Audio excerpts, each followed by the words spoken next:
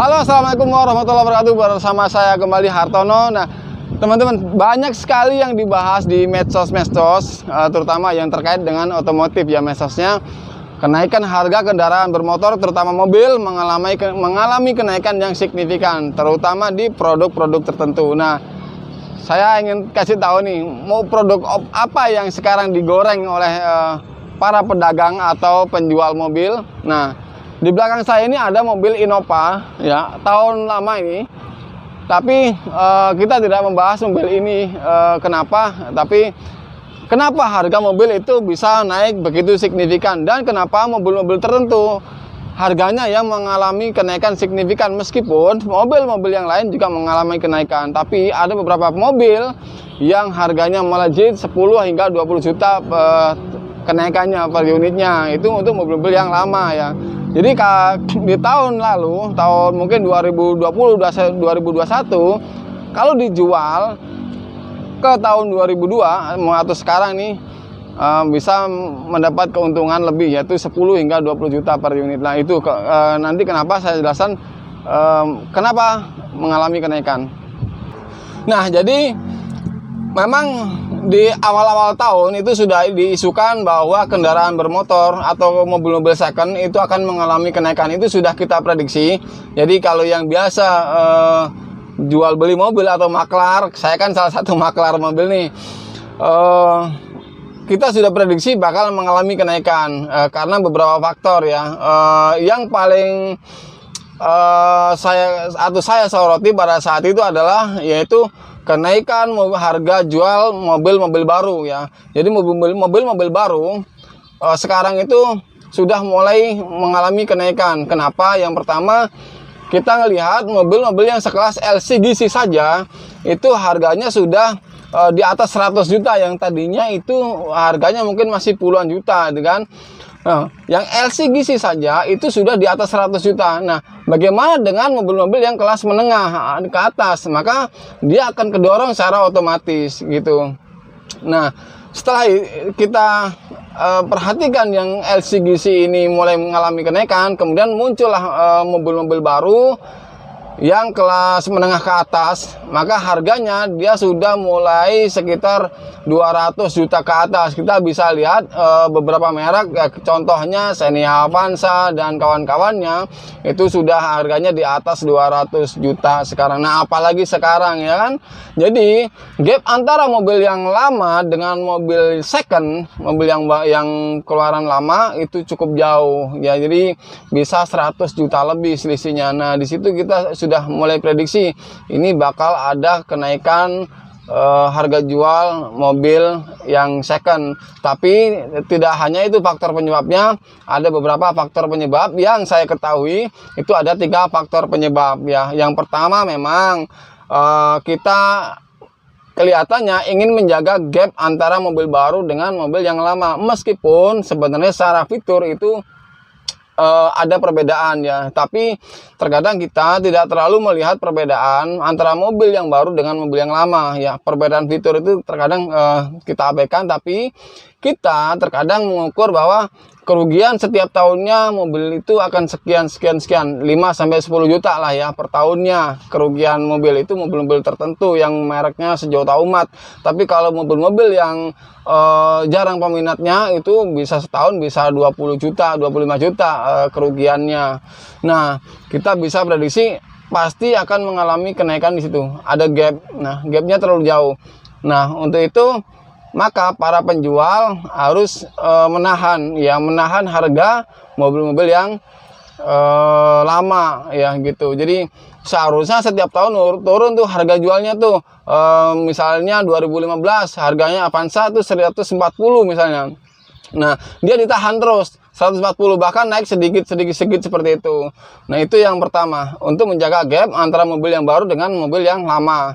Nah, yang kedua nih, para user ya, para pemakai mobil-mobil yang ingin menjual mobilnya gitu kan. Nah, ini juga sama.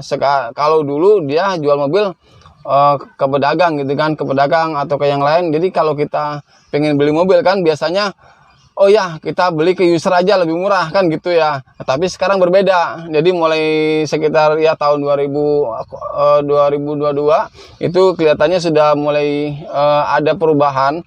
Jadi kalau kita beli mobil ke user itu biasanya malah lebih mahal. Nah itu ada keanehan di situ. Nah itu coba saya telusurin waktu itu, ternyata ya ada penyebabnya. Jadi yang pertama, dia tidak mau rugi dari harga jualnya tadi ya, karena merasa banyak yang dilakukan modifikasi atau perombakan sehingga dia tidak mau rugi. Yang kedua, dia mau ngejual mobil itu melihat harga yang ada di iklan di medsos, karena sekarang semuanya terbuka harga di medsos. Nah, sedangkan medsos itu rata-rata atau mayoritas yang jualnya adalah pedagang. Nah, harganya itu adalah harga dari pedagang. Nah, sedangkan para user ngejualnya ngikutin harga yang ada di medsos. Maka user dengan medsos itu bisa sama harganya. Terkadang bahkan malah lebih mahal dari user harganya. Makanya di situ ada lagi permasalahan yang muncul dari yang dialami oleh para pedagang. Nah, itu ya. Jadi yang pertama tadi ingin menjaga jarak nih pedagang ya, menjaga jarak mobil yang lama dengan yang baru. Kemudian yang kedua yaitu memang harga jual dari usernya itu sudah mahal. Kenapa? Karena tadi user melihat dari medsos harganya, kemudian mereka ngejual lah dengan harga yang sekian itu, bahkan ada yang lebih tinggi. Kalau udah percaya sekarang silahkan dites. Banyak yang ngejual mobil dari user itu melebihi harga yang ada di pedagang. Mungkin pedagang misalnya ada yang ngejual aja 190, tapi user ada yang ngejual 200 lebih. Itu kenyataan sekarang. Oke. Nah, yang ketiga nih ditambah lagi dengan isu kenaikan BPN ya. Karena pedagang itu tidak ilegal ya. Jadi pedagang itu mempunyai badan hukum, kemudian dia taat pajak juga, membayar pajak. Nah, ketika ada kenaikan pajak dari 10% menjadi 11%, itu tidak semerta-merta misalnya harga mobil 100 juta naik 1 juta. Berarti kan 10 juta PPN-nya, kemudian jadi 11 juta. Nah, dia tidak mungkin menaikkan harga mobil hanya 11 juta. Itu agak sulit perhitungannya karena ada akumulasi. Ya tadi harga dari usernya udah mahal, kemudian PPN-nya juga mungkin tidak mungkin ngambil dari 1 juta, tak pasti lebih dari 1 juta. Nah, bisa jadi kenaikan harga mobil itu naiklah 15 sampai 20 juta per unitnya. Nah, seperti itu kira-kira. Jadi untuk para user sebenarnya ya sekarang begitu. Kalau kita beli ke user kadang-kadang lebih mahal, tapi mau tidak mau terkadang user juga menjual mobilnya lebih murah karena kondisinya terpaksa harus jual kepepet kan. Kalau udah ngelihat duit cash ya tentunya biasanya sih user itu lebih ya udahlah nggak apa-apa gitu kan biasanya. Makanya kalau untuk beli mobil ke user langsung siapkan duit cash di depan usernya. Insya Allah itu bisa menekan harga dari usernya, karena tidak bisa kalau dibandingkan dengan showroom. Kalau showroom itu harganya bisa tinggi, masih kadang-kadang masih wajar karena dia mobil itu disiapkan dijual itu dengan kondisi benar-benar siap ya, siap pakai, kemudian semuanya sudah diperbaiki, yang kurang-kurang sudah diganti, yang rusak-rusak diganti, diperbaiki, kemudian juga sudah di salon ya, sehingga tinggal pakai. Bahkan beberapa pedagang itu juga sudah mulai memberikan garansi terhadap mobil tersebut ya pada saat dijual. Ada yang 1 bulan sampai 3 bulan mungkin ya kan, tergantung dari kondisi mobilnya. Dia mampu memberikan jaminan berapa lama menurut pedagang tersebut. Nah, seperti itu kira-kira teman-teman. Makanya kenapa mobil harganya naik ya kan. Tapi memang secara ekonomi ya mengikuti ya kan. Nah, bagaimana dengan mobil-mobil yang harganya kok masih ada yang di bawah ya? Untuk mobil-mobil yang tua ya, itu mungkin ada beberapa yang malah turun. Semakin tua mobilnya semakin turun karena mungkin kurang diminati mobil tersebut oleh konsumen atau beberapa orang ya kan. Atau juga banyak sekali kerusakan mobil itu. Rata-rata mobil yang jenis itu mungkin mengalami kerusakan atau spare part yang susah sehingga mengalami penurunan. Nah, mobil yang paling hangat dibicarakan oleh netizen atau di medsos itu adalah mobil Innova, terutama Innova yang diesel. Nah, harganya sangat melejit. Bahkan sekarang kalau kita bisa lihat harga Innova yang diesel itu yang tahun-tahun lama ya, 2007, 8 sampai 10 bahkan itu bisa di angka 150 juta. Yang 2013 mungkin bisa 170 hingga 190 juta. Nah, harganya gila, itu hampir mirip dengan Innova Reborn. Karena memang untuk yang diesel itu mungkin nggak terlalu boros ya kan, masih bisa menggunakan diesel yang biasa, bukan masih bisa menggunakan biodiesel, tidak harus Dex atau yang lainnya ya. Jadi masih bisa irit lah gitu, sehingga harganya naik. Tapi kalau untuk yang bensin, nah ini memang masih belum terlalu signifikan kenaikannya. Kemudian mobil Innova Avanza Xenia itu juga sama. Avanza Xenia itu mengalami kenaikannya sebenarnya luar biasa ya, karena harganya yang tadinya 100 jutaan mungkin sekarang bisa menjadi 110 kan. Kalau kita lihat bahwa Xenia Avanza yang lama saja, yang generasi pertama itu harganya Xenia itu bisa 80 ya kan. Dan yang Avanza itu bisa sampai 100 sekarang, mobil-mobil Avanza yang model lama yang tadinya hanya mungkin 90 juta. Seperti itu teman-teman. Nah, Innova diesel itu kenapa harganya naik?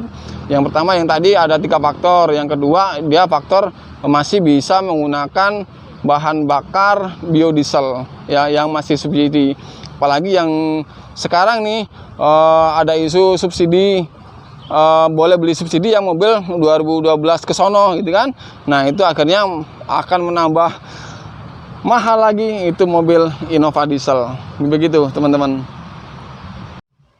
Nah, kira-kira itu alasan kenapa mobil harganya naik ya, terutama mobil second yang tadi saya sampaikan. Itu menurut pengamatan saya pribadi, tapi memang itu awalnya curhatan dari para pedagang ya, showroom-showroom. Di awal itu sudah mengeluh harga mobil gila, dari user harganya sekian-sekian, berapa akan saya jual. Tapi namanya pedagang, mau tidak mau dia akan belanja, akan tetap beli walaupun mahal, dengan harga jual yang nanti pasti akan dinaikkan mau tidak mau. Seperti itulah kondisinya ya. Dan mudah-mudahan nanti bisa stabil kembali kan, harganya tidak mengalami kenaikan yang signifikan. Tapi memang untuk mobil-mobil baru sebenarnya mengalami kenaikannya juga wajar, karena dia teknologinya lebih canggih ya kan, lebih maju. Meskipun mungkin secara cost produksinya dia mungkin lebih murah kan, dengan teknologi yang bagus biasanya itu akan mengurangi cost biasanya seperti itu. Kecuali yang teknologi model fitur tambahan. Nah, kalau ada fitur tambahan mungkin lah ya kan. Tapi kalau sekarang kita lihat mobil itu nggak ada fitur-fitur tambahan, sedikit sekali, tapi teknologi yang dirubah ya kan. Contoh LCD head unit sama, dari dulu mobil ada head unitnya, tapi head unitnya yang dulu biasa sekarang lebih canggih. Paling itu aja itu kan untuk mobil. Nah, mungkin itu dari saya, mudah-mudahan bermanfaat buat teman-teman semuanya dan bisa menjaga mobilnya tetap prima dengan memiliki nilai jual yang tinggi. Assalamualaikum warahmatullahi wabarakatuh.